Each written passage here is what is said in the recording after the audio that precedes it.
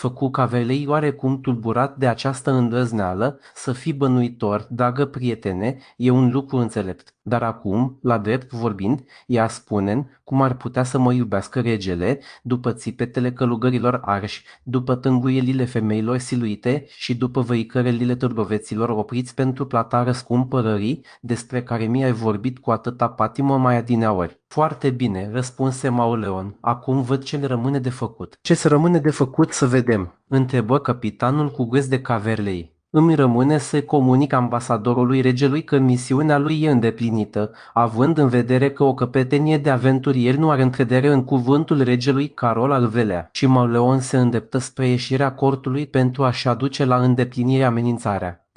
Strigă Caverlei. N-am rostit o vorbă din ceea ce gândești, dumneata, și n-am gândit o vorbă din ceea ce spui. De altfel o să se găsească oricând timp să-i facem vânt acelui cavaler. Acum însă trimite după el să vină, dragă prietene, îl vom primi cum se cuvine. Mauleon plătină din cap.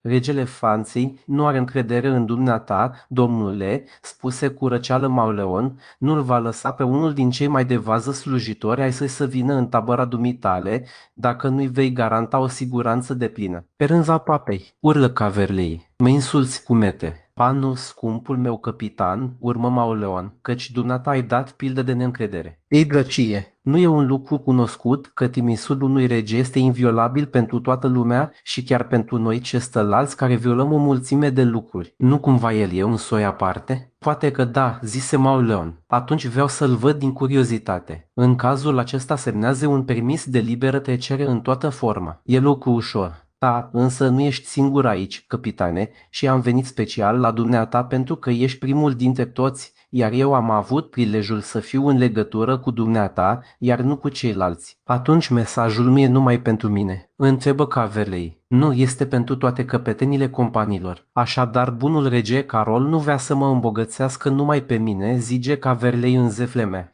Regele Carol este destul de puternic ca să îmbogățească pe toți jefuitorii regatului, răspunse la rândul Mauleon cu un râs care lăsa cu mult în urmă ironia și râsul capitanului Caverlei. Se pare că așa trebuia vorbit cu șeful aventurierilor, căci această vorbă de duh îi alungă cu totul proastă dispoziție. Să vină secretarul meu, zise el, și să-mi întocmească un permis de liberă trecere în toată forma. Un bărbat înalt, uscățiv și îmbrăcat în negru, înainta tremurând spre el.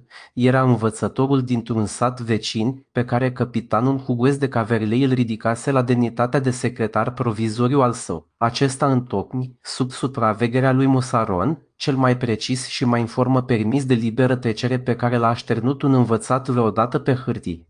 Atunci capitanul, trimițând un paș să-i cheme pe cei mai de vază bandiți, confrații săi, făcu chiar el începutul și fie că nu știa să scrie, fie că, dintr-un motiv cunoscut numai de el, nu voia să-și scoată mănușa de fier, își apăsă măciulia punalului sub cele scrise, făcându-i și pe ceilalți șefi să-și pună sub monograma lui, unii crucea, alții sigiliul, alții, în sfârșit, parafa, și în vreme ce îndeplineau această operație, șefii râdeau între ei, crezându-se mai presus decât toți prinții de pe pământ, ei care dădeau permise de liberă trecere ambasadorilor regelui Franței. După ce pergamentul fu acoperit cu toate sigiliile și cu toate parafele, Caverlei se întoarse spre Mauleon. "Și numele solului?" întrebă el. "Ai să-l afli când va veni," spuse Agenor, "și încă și atunci dacă va catadiți să ți-l spună. O fi vreun baron," zise râzând cavalerul verde, "căruia îi vom fi ars castelul și vom fi răpit soția și care vine să vadă dacă nu există vreun mijloc să-și răscumpere soția neprihănită în schimbul calului sau ereților săi. Pregătiți-vă cele mai frumoase armuri," spuse cu mândrie de Mauleon, "porunciți pajilor voștri, dacă aveți, să-și pună cele mai bogate veșminte și faceți tăcere când va intra cel pe care l-anunț, dacă vreți să nu vă căiți mai târziu de a fi făcut o mare greșeală pentru niște oameni atât de pricepuți în meseria armelor." Și de Mauleon ieși din cort ca un om care cunoaște dinainte greutatea loviturii pe care o va da. Un murmur de îndoială și de uimire străbătu întregul grup. "E nebun," spuseră unii. "Nu-l cunoașteți," zise Caverlei. Nu e nebun și trebuie să ne așteptăm la ceva nou." Se scurse o jumătate de zi. Tabăra își recăpătase înfățișarea obișnuită. Unii se scăldau în râu, alții beau pe sub copaci, alții se zvenuiau prin iarbă. Se vedeau înapoiindu-se câteva bande de jefuitori anunțate prin strigăte de bucurie și de suferință. În mijlocul lor se vedeau femei despletite, bărbați plini de răni legați de coada cailor. Vite ce se răzveteau împotriva unor stăpâni necunoscuți erau aduse mugind sub corturi, ucise și îmbucătățite pe loc pentru masa de seară, în vreme ce șefii veneau să vadă rezultatele expediției și își alegeau partea lor de pradă, nu fără grave certuri între soldații beți sau flămânți. Mai departe, făceau exerciții noi recruți. Erau țărani, smulși din coliba lor și înrolați cu forța, care după 3 sau 4 ani aveau să uite totul spre a ajunge, ca și noi lor camarazi, niște jefuitori și ucigași. O mulțime de valeți, o doaie de ordonanțe, jucau sau pregăteau masa stăpânilor. Putoaie desfundate, paturi dărăpânate, mobile distruse, saltele zdrențuite erau împrăștiate pe pământ, în vreme ce câini mari cât un vițel fără stăpâni, adunați în haite, dând târcoale printre toate acele grupuri pentru a se hrăni, îi jefuiau pe jefuitori și pe unde treceau îi făceau să țipe pe copii rătăciți. La porțile acestei tabere pe care am încercat să o zugăvim, dar despre care nu-ți puteai face o idee decât văzând-o, se auziră deodată sunetele stridente a 4 trâmbițe, precedate de un stindard alb cu numeroase flori de crin, care se mai aflau încă în vremea aceea pe stema Franței. O mare mișcare se făcu numai decât în tabăra companiilor. Tobele începură să bată, subofițerii alergară să adune pe cei rămași în urmă și să păzească principalele posturi. În curând a apărut, defilând agale printre șiurile de curioși, un cortegiu solen. Mai întâi erau cei 4 tâmbițași ale căror instrumente treziseră tabăra. Venea apoi un cainic purtând spada de conetabil cu lama ei lată împrustată cu flori de crin și cu mânerul de aur, pe care o ținea ridicată în sus, fără teacă, în sfârșit, mergând cu câțiva pași înainte a 12 ostași, sau mai degrabă a 12 statui de fier, se ivi un cavaler, cu viziera lăsată și cu statura falnică. Vânjosul lui cal negru își mușca zăbala de aur, iar o lungă spadă de luptă, cu mânerul lustuit de prea multă întrebuințare, îi strălucea la șold. În apropierea cavalerului, dar puțin mai în urmă, mergea de Mauleon. El conduse întreaga trupă spre cortul principal al șefilor, unde se găsea adunat sfatul. Tăcerea uimirii și a așteptării plutea peste tabăra care, cu o clipă mai înainte, răsuna de țipete asurzitoare. Cel care părea să fie căpetenia trupei descălecă porunci să se înalțe stindardul regal în sunetul trâmbițelor și intră în cort. Șefii, care stăteau jos, nu se ridicară la sosirea acestuia și se uitară unii la alții zâmbind. Acesta e stindardul regelui Franței, spuse cavalerul cu un glas blând și pătunzător, plecându-se în fața lui. Îl recunoaștem destul de bine, spuse capitanul Pugues de Cavalei ridicându-se spre a răspunde străinului, dar așteptăm ca trimisul regelui Franței să-și spună numele pentru a ne pleca în fața lui, așa cum s-a înclinat el în fața stemei stăpânului său. Eu, răspunse cu modestie, cavalerul ridicându-și viziera căștii, sunt Bertrand du Guesclin, conetabilul Franței și trimisul bunului rege Carol al Velea pe lângă monseniorii șefi ai marilor companii, cărora Dumnezeu să le dea bucurie și belșug.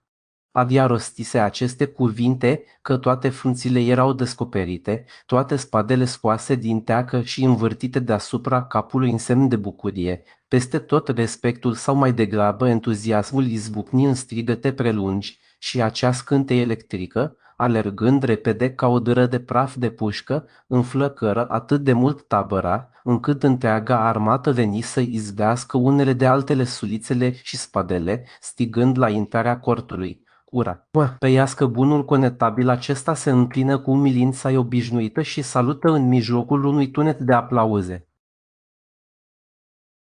16.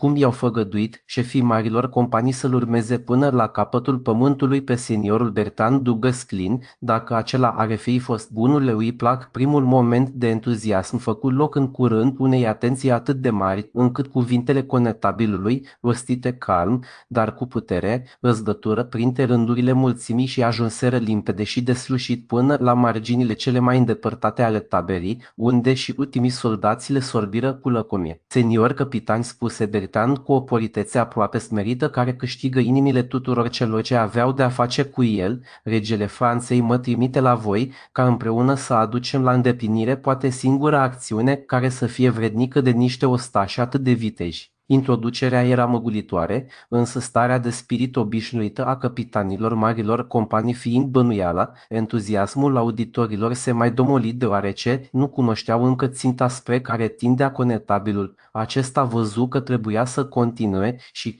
profitând de primul sentiment pe care îl trezise, reluă: fiecare din voi s-a acoperit de glorie destulă ca să nu dorească mai multă, dar niciunui nu s-a ales cu destule bogății ca să poată spune: mă simt destul de bogat.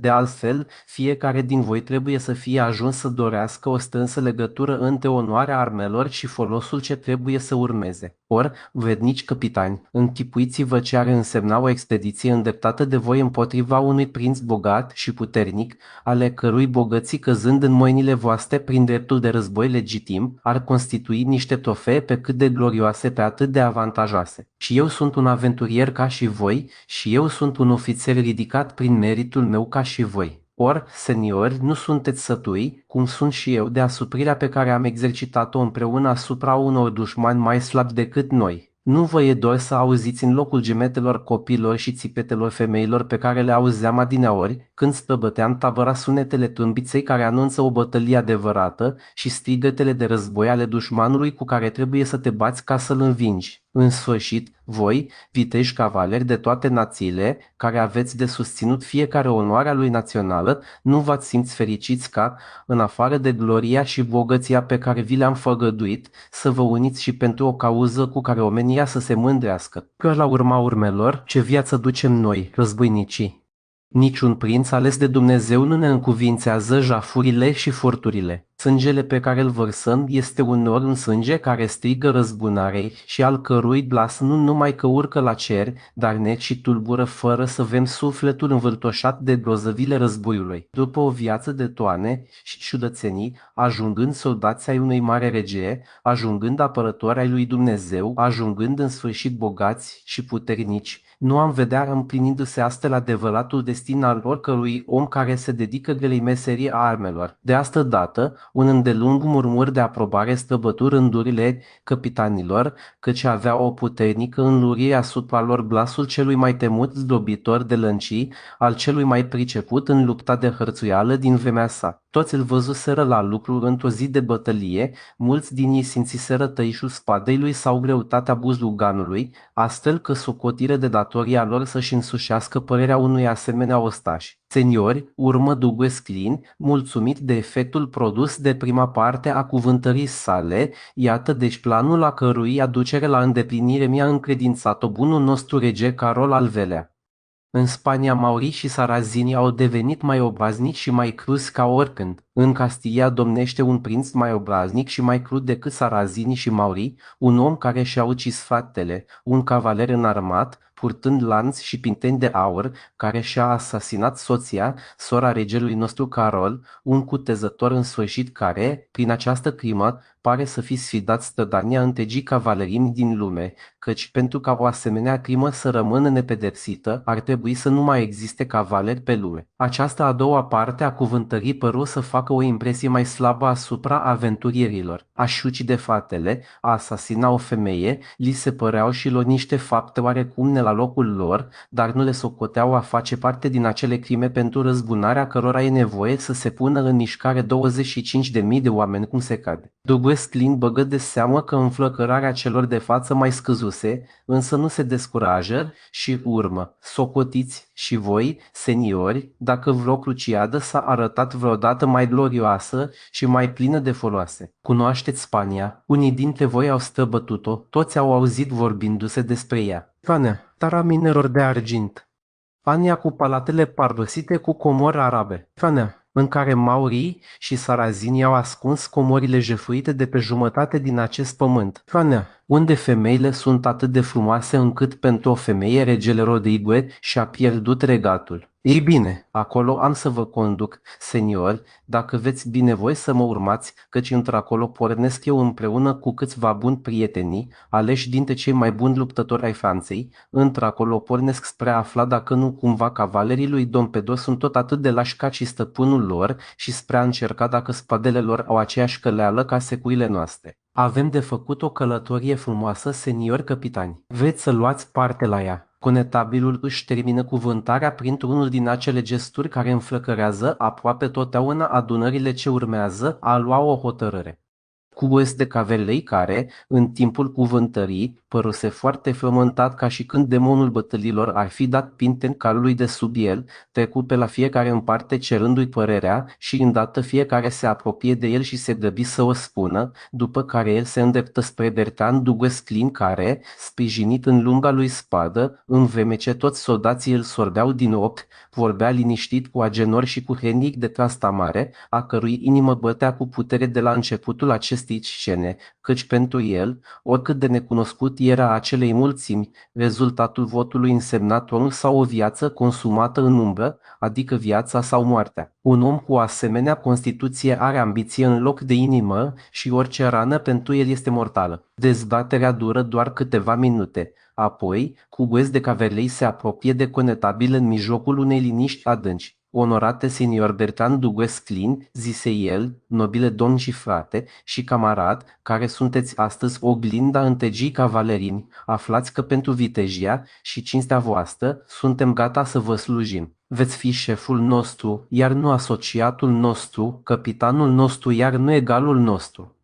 În orice împrejurare și în orice bătălie bizuiți-vă pe noi, iar noi vă vom urma până la capătul pământului. Fie mauri, sarazini sau spanioli, spuneți doar o vorbă și noi vom merge împotriva lor. Numai că printre noi se află mulți cavaleri din Andia și aceștia țin la regele Eduard al III-lea și la fiul său prințul de Wales. În afară de acești doi seniori, ei se vor război cu oricare. Vă este pe plac hotărârea noastră, nobile domn, conetabilul se înclină, arătându-le toate semnele unei recunoștințe adânci și adăugă câteva cuvinte pentru a scoate la iveală cinstea pe care asemenea războinici voiau să o facă și cu aceasta Bertrand nu mințea. Un asemenea omagiu adus superiorității sale era firesc să-l măgulească pe un om din secolul al XIV-lea care toată viața dusese o viață de soldat. Vestea acestei hotărâri stârni în tabără un entuziasm greu de descris. Era într-adevăr o viață obositoare pentru acești aventurieri să tot ducă o luptă de hărțuială împotriva tuturor satelor reunite,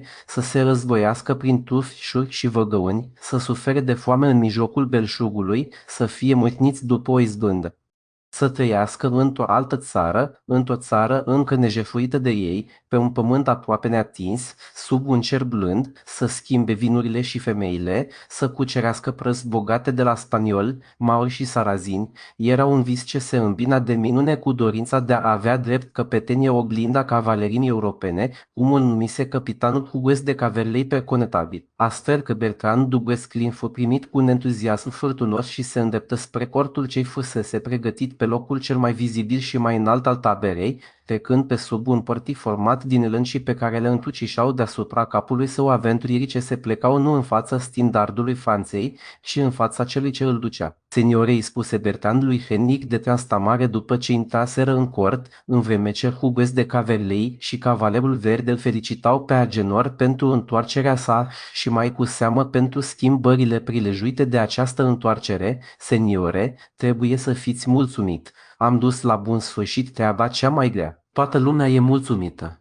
Oamenii aceștia, întocmai ca muștele însetate de sânge, se vor năpusti la pielea maurilor, sarazinilor și spaniolilor și vor înțepa cât vor putea mai tare. Dar făcându-și afacerile lor, le vor face și pe ale voastre, în vreme ce ei se vor îmbogăți, vor lucra într-un folosul dumneavoastră. Cât despre figurile din Andaluzia, cât despre capcanele din munți, cât despre trecerea rurilor, al căror curs repede tărăște după el cai și călăreți, cât despre abuzurile de vin și de dragoste, de beție și de voluptăți, care sleiesc puterile, mă bizui pe toate astea ca să mă scap de jumătate din acești bandiți. În ceea ce privește cealaltă jumătate, nădăjduiesc că va pierd sub loviturile sarazinilor, maurilor și spaniolilor, care sunt niște ciocane nimerite pentru asemenea nicovale. Vom fi deci învingători în orice chip. Vă voi instala pe tronul Castiliei și mă voi întoarce în Franța spre marea mulțumire a bunului rege Carol, împreună cu ostașii mei pe care îi voi cruța sacrificându-i pe acești ticăloși fără pereche. Da, cavalere, răspunse Henric de Trastamare gânditor, dar nu te temi de vreo hotărâre neprevăzută a regelui Dom Pedro. Este un comandant iscusit și are o minte foarte ageră.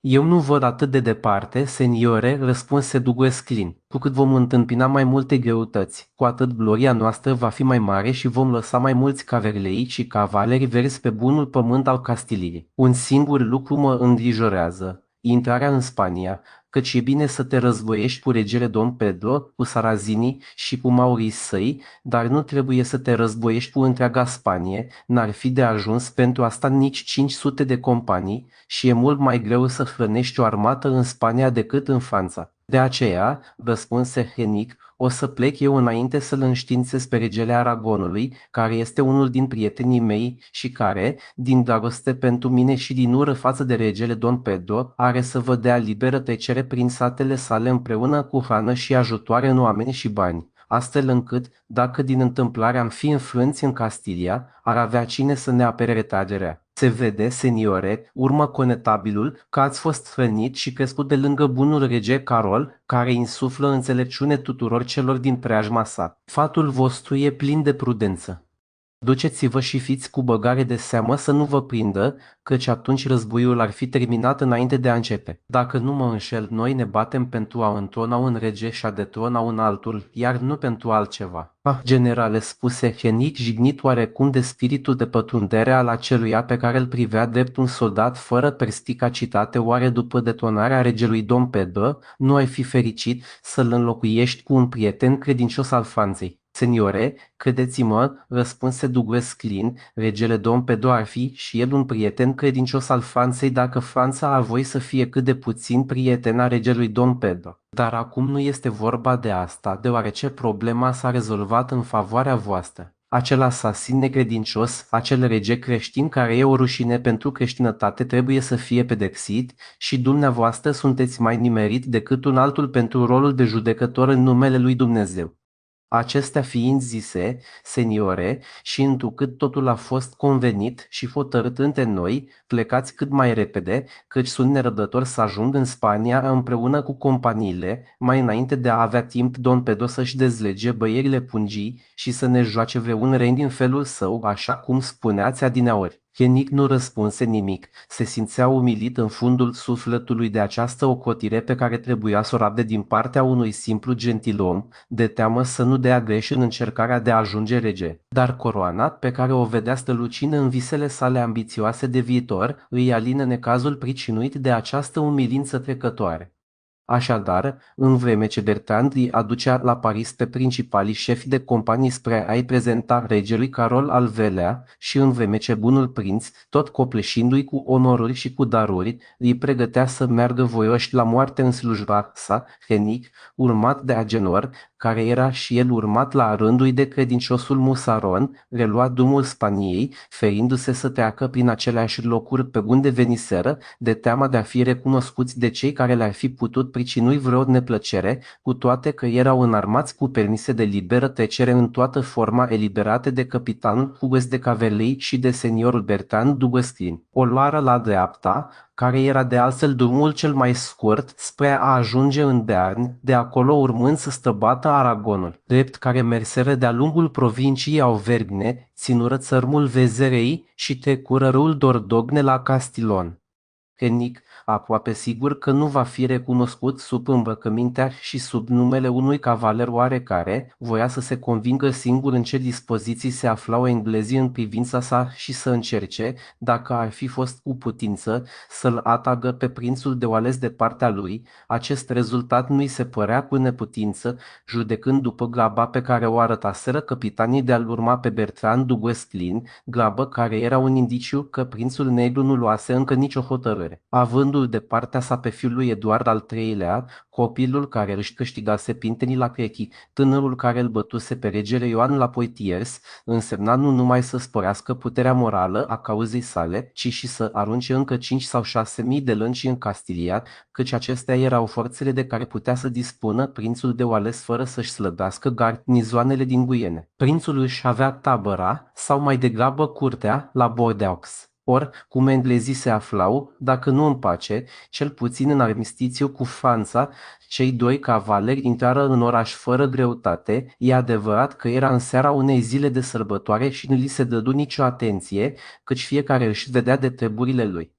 Agenor îi spusese la început prințului Henric de Trastamare să se găzduiască împreună la tutorele său, seniorul Ernauton de Sainte-Colombe, care avea o casă în oraș, dar de teamă ca însoțitorul lui să nu-i trădeze cumva taina, îi refuzase propunerea. Căzuseră chiar la învoială ca, spre mai multă siguranță, Mauleon să treacă prin Bordeaux fără să-și vadă tutorele, ceea ce Mauleon făgăduise, cu toate că era cam dureros pentru el să treacă atât de aproape de vrednicul rocotitor care îi ținuse loc de tată, fără să-i dea bună ziua. Dar după ce străbătură orașul în lung și în lat, după ce bătură la ușa tuturor canurilor, după ce își dădură seama de neputință de a fi găzduiți în vreun han, din pricina puhurului de lume ce sosise în oraș, prințul n-avu încotro și reveni la oferta pe care i-o făcuse Agenor, se îndreptară deci spre locuința seniorului Ernauton situată într-una din suburbiile orașului, după ce se juraseră ca numele prințului să nu fie rostit, urmând să treacă drept un simplu cavaler,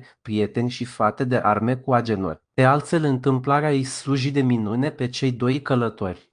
Seniorul Ernauton de Sainte-Colombe călătorea deocamdată în ținutul Mauleon, unde avea un castel și ceva pământ. 2 sau 3 servitori rămăseseră singuri la Bordeaux și îl primiră pe tânăr ca și când ar fi fost, nu pupilul, ci fiul bătrânului cavaler. Cel care făcu noilor sosiți onorurile casei era un servitor de încredere care îl știa pe Agenor de când se născuse. De altfel, de 4 ani de când Mauleon nu mai venise la Bordeaux, casa se schimbase mult. Grădinile, care erau foarte întinse și ofereau un refugiu unde nu pătrundeau nici razele soarelui, nici privirile curioșilor, erau despărțite acum de casă printr-un zid înalt și păreau să formeze o locuință aparte. Agenor îl întrebă pe bătrânul servitor în această privință și află că grădinile unde își petrecuse, la umbra sicomorilor și platanilor, tinerețea lui fără griji, fuseseră vândute de către tutorele său prințului de Oales, care pusese să se clădească acolo o casă luxoasă unde îi găzduia pe toți oaspeții pe care nu putea sau nu voia să-i primească fățiși în palatul său. Ori soseau curteni din toate țările și soli de la toți regii la fiul lui Eduard al III-lea, căci nesuferind nicio înfrângere, era socotit de toată lumea drept un biruitor. Prințul îi făcu semn lui Agenor să pună să-i se repete această explicație în toate amănuntele, căci, după cum ne reamintim, el venise la Bordeaux cu gândul să-l vadă pe prințul negru și cu speranța de a-și face din el un prieten. Totuși, deoarece se făcuse târziu, iar călătorii avuseseră o zi grea și erau obosiți, prințul porunci servitorilor lui să-i pregătească odaia, în care intră îndată după cină. Agenor îl imită și trecu și el în odaia sa care, fiind situată la primul etaj al casei, dădea spre acele grădini frumoase, în care își făcuse o sărbătoare din a merge să culeagă, ca niște flori ale trecutului, acele frumoase amintiri ale tinereții sale. În loc să se culce cum făcea prințul, el se așeză deci lângă fereastră și cu întreaga poezie a celor 20 de ani ai săi, cu ochii ațintiți asupra falnicilor copaci prin frunzișul cărora abia străbăteau câteva raze de lună, începu să meargă înapoi cu gândul pe acele tărmuri ale vieții, cu atât mai înflorite cu cât te apropii de copilărie. Cerul era senin, aerul plăcut și liniștit, râul strălucea în depărtare, ca solzit de argint ai unui șarpe uriaș, dar, printr-un joc al închipuirii, fie din cauza asemănării peisajului, fie a orei înaintate la care se găsea, fie a parfumurilor acelor portocali din Guiene care aminteau atât de bine pe cele din Portugalia și Andaluzia, gândul lui cu aripi de flăcări porni să străbată munții și să se abată la poalele acelei Sierra de Strela, pe malul râulețului ce se varsă în Tajo, dincolo de care, atas de sunetele guzlei, îi vorbise pentru prima oară de dragoste frumoasei Maure. Deodată, în mijlocul acelor viziuni nocturne, o lumină ce venea dinspre palatul misterios străluci ca o stea printre frunzișul copacilor, apoi curând, minune nemaipomenită, pe care cavalerul o luă drept o rătăcire a simțurilor, i se păru că aude sunetele unei guze. Ascultă înfiorat acordurile care nu erau decât un preludiu, însă un blas limpede, melodios, un blas pe care nu ți-e îngăduit să nu-l recunoști când l-ai mai auzit odată, un blas cânta în castiliană o veche romanță spaniolă. Agenor nici nu așteptă să se termine cântecul că și sări în sus ca pentru a se repezi dincolo de granițele visului și își afundă printre platanii din grădină privirile ei lacome, murmurând cu o speranță înfigurată. Aisa. Aisa. 17.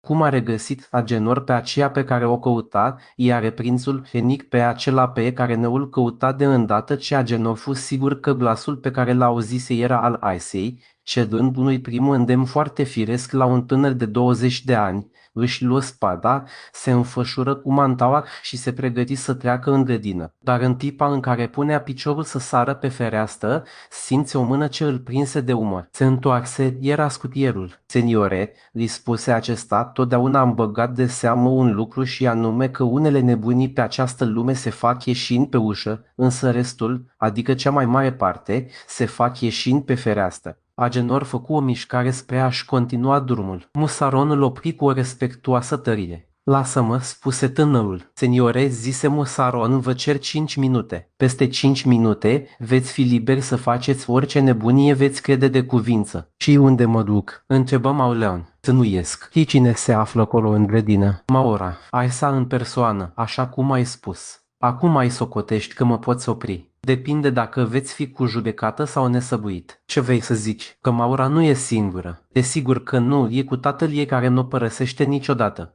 Iar tatăl ei e totdeauna păzit de o duzină de mauri. Ce cu asta? Ei stau la pândă sub umbra copacilor. Vă veți lovi de unul din ei și îl veți ucide. La țipetele lui va alerga un altul și îl veți ucide și pe acela. Dar un al treilea, un al patrulea, un al cincilea vor alerga și ei, se va isca o luptă, o încăierare, se va auzi zâmbănit de spade, veți fi recunoscut, prins, ucis poate. Fie, dar o voi vedea. Mare ispravă, oră, vreau să o revăd. Nu vă împiedic să o vedeți, dar să o vedeți fără risc. Ai tu vreun mijloc? Eu n-am, dar poate ne va da prințul vreunul. Cum prințul? Negreșit. Credeți că el e mai puțin interesat decât dumneavoastră de prezența lui Motril la Bordeaux și că nu va avea o tot atât de mare dorință să afle ce caută aici tatăl, după cum doriți și dumneavoastră să aflați ce caută aici fiica? Ai dreptate, zise Agenor. Bine că v-ați convins, spuse Musaron mulțumit. Atunci dă-i de veste prințului. Eu rămân aici ca să nu pierd din vedere luminița aceea și veți avea răbdarea să ne așteptați. Am să mai ascult muzica, zise Agenor. Într-adevăr, glasul acela plăcut continuă să răsune în noapte, acompaniat de guzlace vibra tulburătoare.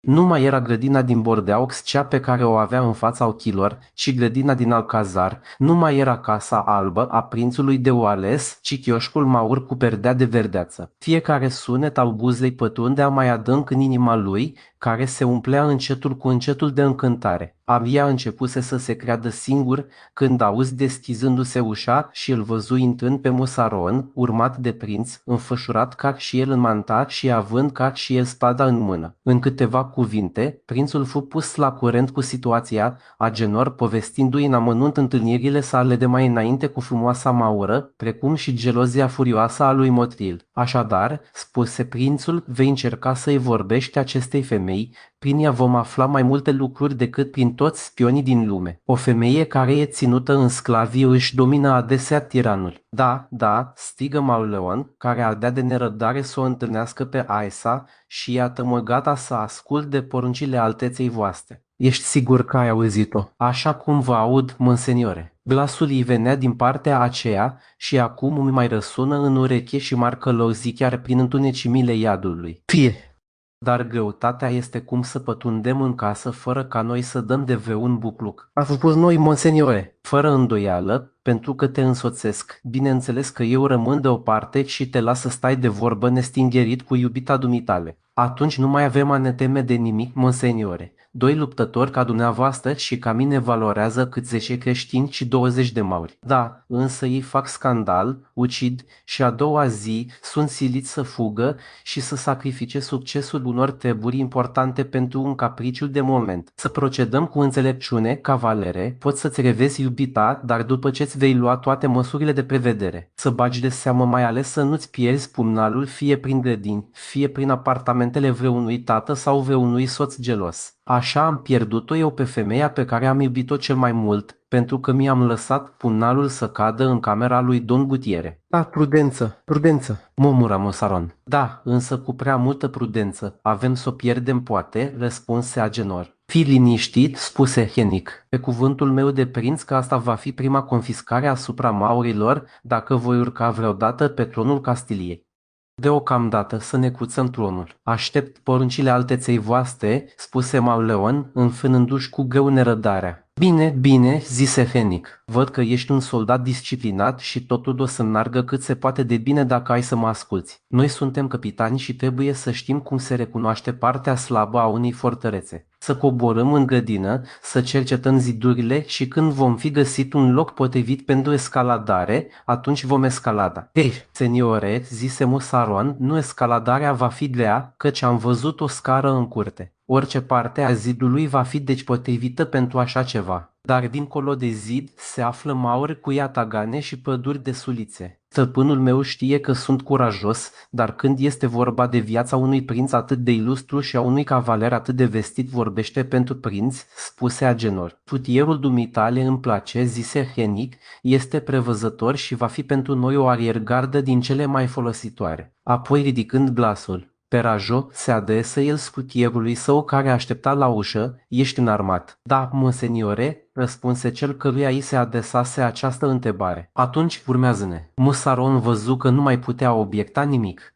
Singurul lucru pe care îl obținu fu să-i convingă să iasă pe ușă și să coboare pe scară în loc să coboare pe fereastră. În rest, ca totdeauna, odată hotărârea luată, porni vitejește spre țintă. Într-adevăr, în curte se afla o scară, o rezemă de zid. Prințul voi să treacă primul, îl urma Agenor, apoi Perajo, în sfârșit Mosaron trecu ultimul și trase scara de cealaltă parte a zidului. Păzește scara, zise prințul, căci felul în care mi-ai vorbit m-a făcut să am deplină încredere în tine. Mosaron se așeză pe ultimul fustei, Perajo fu postat la 20 de pași mai departe, la pândă, într-un smochin, iar Hennic și Agenor continuară să înainteze ținându-se pe sub umbra copacilor care îi ferea cu ușurință de privirile celor ce puteau fi așezați la lumină. În curând se aflară atât de aproape de casă încât, în lipsa sunetelor guzlei care încetaseră, se puteau auzi suspinele muzicantei. Prințe, zise Agenor, care nu-și mai putea înfrâna multă vreme nerăbdarea, așteptați-mă sub umbrarul acesta de caprifoi, în cel mult 10 minute, voi termina de vorbit cu Maura și voi afla ce caută tatălui la Bordeaux. Dacă voi fi atacat, nu vă puneți viața în primejdie și alergați la scară.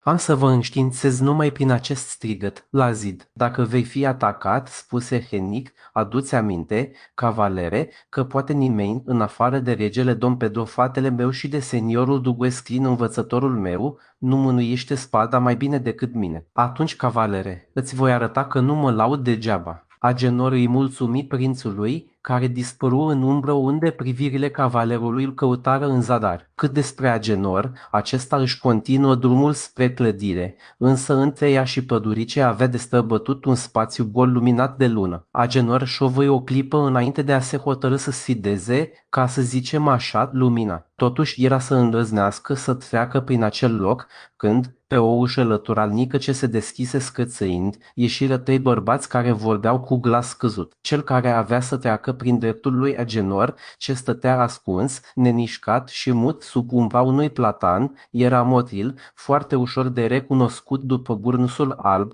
cel din mijloc era un cavaler acoperit cu o armură neagră, iar cel care avea să treacă prin dreptul lui Don Henric era un senior îmbrăcat într-un bogat costum castilian și înfășurat într-o pelerină de purpură.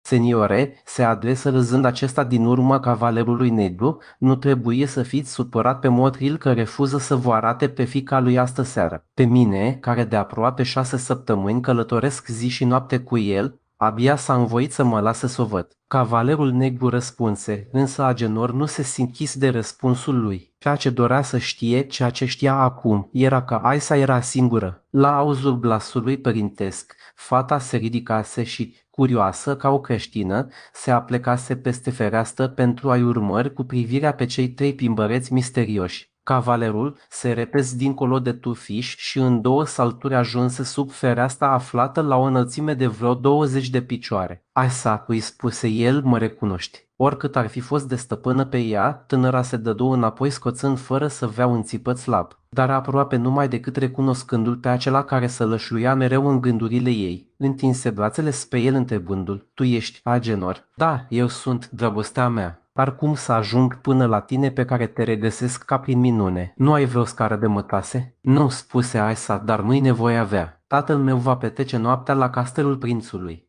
Vino mâine, însă astă seară fii cu băgare de seamă, căci ei sunt prin împrejurim. Care ei? Întrebă Agenor. Tatăl meu, prințul negru și regele. Care rege? Regele Don Pedro. Agenor se gândi la Hennic care avea să se pomenească poate față în față cu fratele său. Pe mâine, spuse el, avântându-se printre copaci, unde dispăru numai decât. Agenor nu se înșela decât pe jumătate. Cei 3 bărbați se îndreptaseră spre locul unde stătea ascuns Hennic. Prințul le recunoscu mai întâi pe Motril. Seniore, spunea el în momentul când ajungea la distanța de unde îi se putea auzi vocea, alteța voastră face rău că revine mereu la Aisa. Nobilul fiu al regelui Angliei, gloriosul prinț de Wales, nu a venit pentru a vedea o sărmană fată africană, ci pentru a hotărî împreună cu domnia voastră soarta unui mare regat. Hennic, care se aplecase înainte pentru a auzi mai bine, se trase înapoi. Prințul de Wales, murmură el cu o nespusă surpriză uitându-se curios la armura aceea neagră, atât de cunoscută în Europa de când cu sângeroasele bătălii de la Crechi și Poitiers. Mâine, zise prințul, vă voi primi și mâine, înainte de a ne despărți, nădăjduiesc că totul va fi aranjat, după care hotărârea luată va putea fi adusă la cunoștința tuturor. Astăzi trebuia să mă supun dorințelor oaspetelui meu regal și să nu trezesc curiozitatea curtenilor. În sfârșit trebuia, înainte de a hotărî ceva, să cunosc în amănunt intențiile alteții sale regele Don Pedro al Castiliei. La aceste cuvinte, prințul negru se înclină curtenitor spre cavalerul cu pelerina de purpură. Fruntea lui Hennic se acoperi de sudoare, dar frământarea lui atinse culmea atunci când un glas binecunoscut lui rosti aceste cuvinte. Nu sunt regele Castiliei, monseniore, ci un om necăjit care e nevoit să caute ajutor departe de regatul său, căci dușmanii mei cei mai crunți se află în familia mea. Dintre ei frați pe care îi aveam, unul râvnea la onoarea mea, ceilalți 2 la viața mea. Pe cel care râvnea la onoarea mea, l-am ucis. Mai rămân Hennic și Telo. Telo a rămas în Aragon să adune o armată împotriva mea. Hennic se află în Franța pe lângă regele Carol și îl mângâie cu speranța de a cuceri regatul meu, astfel încât Franța, istovită de izgânzile voastre, să poată lua din Castilia forțe noi spre a vă înfrânge. M-am gândit deci că politica voastră, monseniore, este să apărați drepturile unui monarh legitim, continuând la el în țară, cu mijloace bănești și cu oamenii ce vi pune la dispoziție, războiul pe care acea prefăcută ruptură a armistițiului vă îngăduie să-l duceți împotriva Franței. Aștept răspunsul alteței voastre spre a ști dacă mai trebuie să sper pentru cauza mea. Negreșit că trebuie să sperați, monseniore, căci, așa cum spuneți, cauza voastră e legitimă. Dar fiind aproape vicerege al Guienei, n-am voit să port singur povara viceregalității mele. Am cerut tatălui meu un consiliu format din oameni pricepuți și mi l-a trimis. Am să mă sfătuiesc cu ei, însă fiți sigur că dacă părerea majorității este cea mea și dacă se potrivește cu înclinarea ce o am de a vă fi pe plac, niciodată un aliat mai credincios și, îndrăznesc să o spun, mai energic, nu va fi luptat sub steagurile voastre. Până atunci să nu vă arătați. Reușita aturnă mai cu seamă de păstrarea secretului. Să fiți liniștit, nimeni de aici nu ne cunoaște. Și casa aceasta e sigură, zise prințul, ba chiar prea sigură, adăugă el râzând pentru a liniști temerile seniorului Motril în privința fiicei sale. Maurul bâlbui câteva cuvinte pe care Henric nu le auzi, căci cei trei începeau să se depărteze de el, de altfel un singur gând, arzător, nebunesc, aproape de neînvins, îl frământa de când auzise răsunând acel glas blestemat. Acolo, la 2 pași de el, se afla dușmanul lui de moarte, năluca apărută între el și ținta pe care voia să o atingă. Acolo, la o lungime de spadă, se afla omul însetat de sângele său și de al cărui sânge era însetat și el. O singură lovitură dată cu o mână pe care i-ar fi călăuzit-o ura ar fi terminat războiul, ar fi pus capăt îndoielii.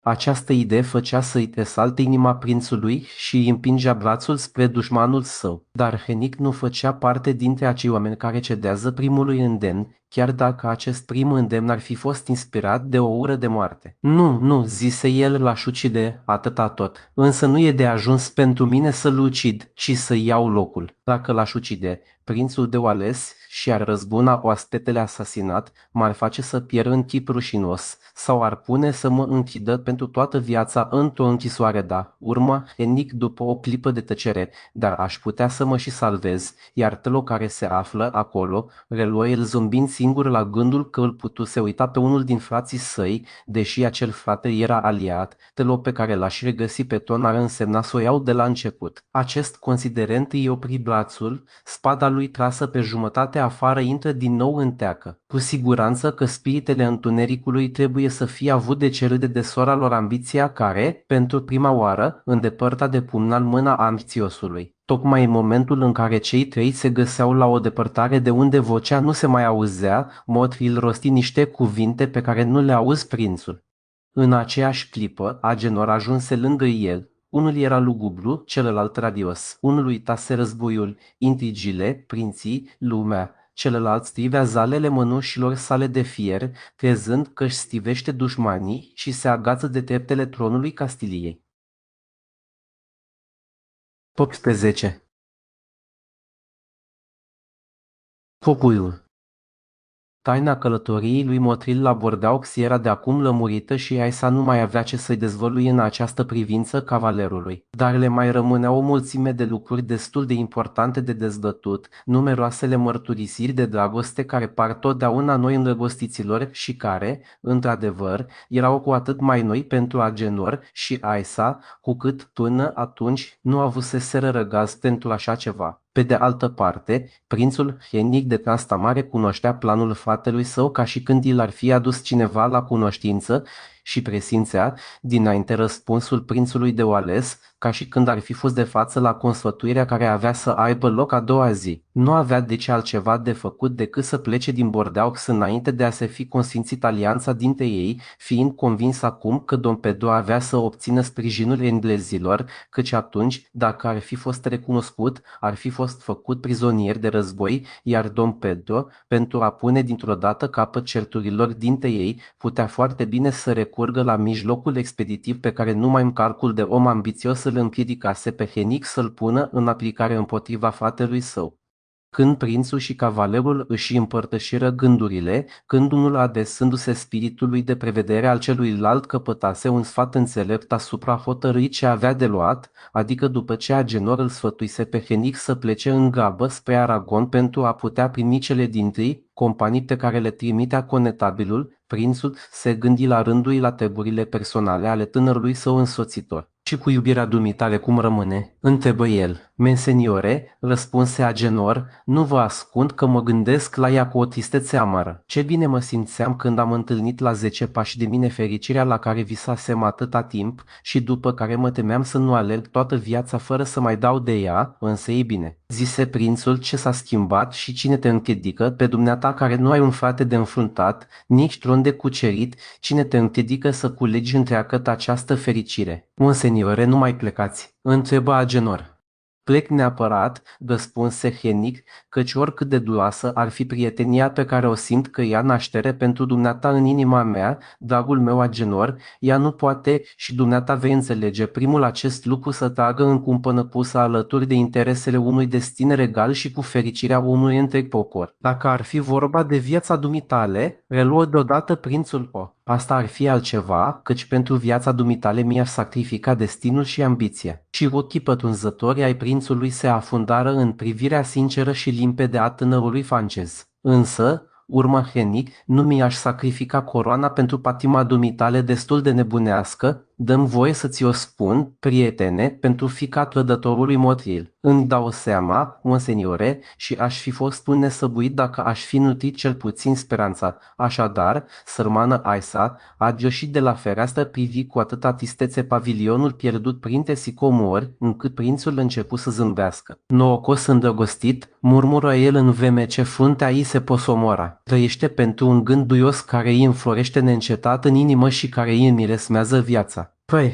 și eu am cunoscut acest chin fermecător care face să te salte în stăfundul sufletului toate simțămintele tinere și mărinimoase. Îmi ziceți norocos, monseniore, zise Agenor, și Aisa mă aștepta mâine trebuia să o văd pe Aisa și nu o voi vedea. Monseniore, dacă toate speranțele unei inimi de 22 de ani, dezamăgite în momentul când erau pe cale să se împlinească, alcătuiesc o nenorocire, atunci sunt cel mai nenorocit dintre oameni. Ai dreptate, Agenor, spuse prințul, nu te gândi decât la clipa de față. Tu nu râvnești la comori, nu urmărești o coroană, ceri numai un cuvânt duios, pretinzi un prim sărut, bogăția ta e o femeie, tronul tău e patul de flori pe care mâine trebuia să-l împartă cu tine. Nu pierde seara aceasta, Agenor, poate că va fi cea mai frumoasă perlă pe care tinerețea o va depune într-una din amintirile tale. Dar atunci, monseniore, veți pleca fără mine? Chiar în noaptea asta vreau să ies de pe teritoriul englezului. Înțelegi pentru ce trebuie ca ziua să mă găsească într-o țară neută. Am să rămân 3 sau 4 zile în Navara, la Pampelune. Vino repede după mine, Agenor, căci n-aș putea să te aștept mai mult. Prințul meu, spuse Agenor, să vă las singur când vă amenință o primejdie. Cred că pentru toate comorile acestei iubiri care mă așteaptă și pe care mi-o făgăduiți, nu m-aș învoi. Să nu exagerăm, Agenor. Pierind astă seară nu mă amenință nicio primejdie. Astfel că poți coborî panta înflorită. Du-te, mă va însoți pe rajo și tu știi cât de bine mânuiește el spada. Numai să vii repede. Dar, monseniore, mai vreau să-ți spun ceva. Dacă o iubești pe Maur așa după cum spui vai. Monseniore, nu îndrăznesc să spun cum o iubesc, căci abia am văzut-o și abia am schimbat 2 vorbe cu ea. 2 vorbe sunt de ajuns dacă știi să le alegi bine din frumoasa noastră limbă casteliană. Îți spuneam deci că dacă o iubești pe Maură, are să fie o îndoită izbândă pentru tine, pentru că o vei răpi pe fata lui Motril și vei salva un suflet din iad. Aceste cuvinte erau ale unui rege și ale unui prieten. Agenor înțelese că Hennic de Trastamare juca deja acest îndoit rol, iar el, pentru a fi cât mai aproape de al său, îngenunchi în fața prințului. Se înțeleseră ca prințul să se odihnească vreo câteva ore după care să plece spre graniță. Când spre Mauleon, liber de acum înainte și simțind că i s-a rupt deocamdată lanțul de aur, nu mai trăia pe pământ, plutea în nori. Somnul îndrăgostiților, dacă nu este adânc, este cel puțin prelungit, căci e plin de vise care se înlănțuiesc unele cu altele și care seamănă atât de mult cu fericirea, încât îndrăgostiților le vine nespus de greu să se trezească. Astfel, când Agenor deschise ochii, soarele se și afla deasupra orizontului. Îl chemă îndată pe Musaron, află de la el că prințul plecase călare la ora 4 dimineața și se îndepărtase de Bordeaux cu graba unui om care simte primejdia unei situații grele. Bine, zise el, după ce ascultă povestirea scutierului, înflorită cu toate lămuririle pe care acesta a crezut de cuvință să le adauge. Bine, Musaron, cât despre noi, mai rămânem la Bordeaux astă seară și poate chiar mâine, dar în vremea asta am hotărât să nu ieșim nicăieri și să ne ferim să ne vadă cineva. Vom fi mai odihniți în momentul plecării care se poate ivi dintr-o clipă în alta. Iar tu, prietene, îngrijește bine cai ca să-l poată ajunge din urmă pe prinț, chiar dacă li s-ar pretinde o povară dublă și o viteză dublă. Făcu Musaron care, după cum ne reamintim, își îngăduia mai multe libertăți față de tânărul cavaler, mai cu seamă când acesta se afla în toane bune. Așadar, acum nu mai facem politică, trecem la altceva. Dacă mi-ați spune și mine la ce anume trecem, s-ar putea să vă ajut, ai să vezi la noapte, deocamdată stai liniștit și ascuns și fă ce-ți spun eu. Musaron, încântat de el însuși datorită marei încrederi pe care o avea în propriile mijloace, se sălăcai, mâncă și el pe săturate și așteptă în miezul nopții fără să scoată nasul nici pe fereastră. Nu același lucru se întâmpla cu Agenor care, cu ochii lipiți de jaluzelele lăsate, nu pierdea din vedere casa vecină, dar, după cum am spus, Agenor se sculase târziu și cum Musaron își imitase stăpânul, mai cu seamă că vedease noaptea mai mult decât Agenor, nici unul nici altul nu observă în grădina ce făcuse parte din domeniul lui Dom Pedo un om care, de cum se luminase de ziua, stând aplecat spre pământ, cerceta cu o îngrijorare vădită urmele pașilor întipăriți pe pământul reavân al grădinii și crengile stivite sau rupte ale plantațiilor din jurul locuinții rase. Omul acela, înfășurat într-o mantie largă, era Maurul Motril care, cu agerimea specifică neamului său, compara diferitele urme, le urmărea cum urmărește copuiul odărât de la care nimic nu-l poate întoarce, nici chiar întreruperile de moment. Da, își zicea Maurul cu priviri înflăcărate și cu nările înfoiate, da, văd bine pașii mei pe ale. Îi recunosc după forma papucilor. Alături sunt pașii prințului de oale sunt tipăriți mai adânc. Avea cizme de fier, iar armura îi mărea și mai mult greutatea. În sfârșit aceștia sunt ai regelui Don Pedro. Sunt abia întipăriți căci are mersul ușor ca al unei gazele. Cele trei urme ale noastre se continuă mereu. Dar astea, nu le cunosc. Și Motril se ducea de la umbrarul de caprifoi la plantația unde Mauleon stătuse atât de mult ascuns. Aici, murmura el, urmele sunt mai adânci și bătătorite pe loc de nerăbdare. Pe unde veneau? Unde se duceau? Spre casă, dar iată-le că ajung până la marginea zidului. Acolo sunt săpate și mai adânc. Cel care aștepta aci s-a înălțat pe vârful picioarelor, fără îndoială spre a încerca să ajungă la balcon. Venise la Aisa, fără doar și poate. Acum se pune întrebarea dacă Aisa era înțeleasă cu el. Asta vom încerca să aflăm. Și Maurul a plecat asupra acestei urme, o examina cu o îngrijorare crescândă. După o clipă, reluă. Pasul este al unui om încălțat după moda cavalerilor francezi. Iată dăra lăsată de pinteni. Să vedem de unde vine. Și Motril o luă din nou pe urma care îl readuse la umbrarul de caprifoi, unde își început din nou cercetările. A mai stat și altul aici, murmură el. Zic altul, deoarece pasul nu e același. Cel de aici venise pentru noi fără îndoială, pe când celălalt venise pentru Aisa. Am trecut pe lângă el aproape să-l atingem și cu siguranță că ne-a auzit ce spuneam când am trecut pe aici. Și Motril încercă să-și amintească ce cuvinte ieșiseră din gura lui sau a celor doi însoțitori ai săi când trecuseră prin locul acela. Însă nu politica îl îngrijora cel mai mult pe Motril, astfel că se întoarse repede la examinarea pașilor. Atunci descoperi dăra de pași care ajungea până la zidul grădinii. 3 oameni coborâseră. Unul se îndeptase spre smochin, în care se ascunsese, căci ramurile de jos ale copacului erau stivite. Acela trebuie să fi fost o simplă santinelă. Celălalt venise până la umbrarul de caprifoi și era fără îndoială un spion. În sfârșit al treilea, înaintase până la plantație, stătuse o clipă pe loc, apoi de la plantație se îndeptase către pavilionul Aisei. Acesta era cu siguranță un iubit. Motril porni înapoi după urme și ajunse la marginea zidului ce despărțea casa lui Ernauton de Sainte-Colombe de pavilionul vândut prințului de Wales. Acolo totul li se lămuri ca și când ar fi citit într-o carte. Picioarele scării săpaseră 2 găuri, iar partea de sus s-a izdriase coama zidului. Totul pornește de aici, spuse Maurul. Se înălță chiar el deasupra coamei și își afundă privirea lacomă în grădina lui Ernauton, dar era prea devreme încă și am spus că Agenor și Musaron se culcaseră târziu. Motril nu văzu deci nimic, doar observă de partea cealaltă a zidului o altă urmă de pași care ducea spre casă. Am să veghez, zise el. Ziua întreagă Maurul întrebă pe vecini, dar servitorii lui Ernauton erau discreți. De altfel, ei nu-l cunoșteau pe Henic de Transtamare și îl vedeau pentru prima oară pe Agenor. Fuseră atât de puține lucruri și îl informară atât de puțin pe spionul Maurului și chiar pe Motril, repetând: oaspetele nostru este finul seniorului Ernauton de Sainte-Colombe, încât Motril hotărâ să nu se bizuie decât pe el. Sosi și noaptea. Regele Don Pedro era așteptat împreună cu credinciosul său ambasador la palatul prințului de Wales. Motril, la ora stabilită pentru vizită, era gata pregătit și, însoțindu-l pe prinț, intră în sala consiliului ca un om pe care grijile casei nu îl îndepărtează de la datorie. Cât despre Mauleon, după ce pândise ieșirea Maurului, știind-o acum pe Aisa singură, își luă spada așa cum făcuse în ajun, îi porunci scutierului să țină caii gata înșeuați în curtea lui Ernauton și, apocând scara pe care o rezemă de zid în același loc ca în ajun, coborâ fără niciun incident în grădina prințului de Wales. Era o noapte asemănătoare a celor frumoase nopți din Orient, la fel cu noaptea dinainte, întocmai ca noaptea ce avea să urmeze, adică plină de parfumuri și de taine.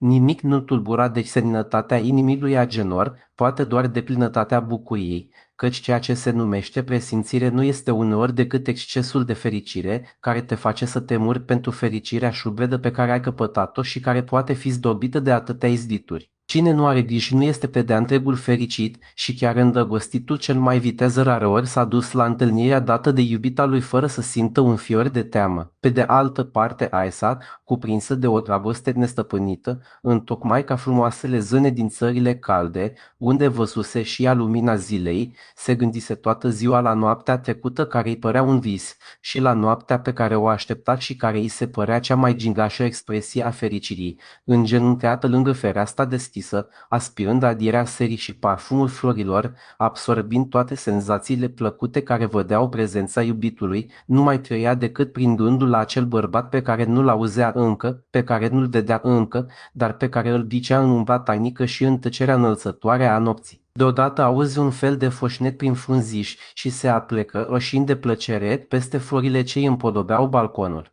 Zgomotul se înteți cu un pas sfios care strivea plantele, un pas nesigur și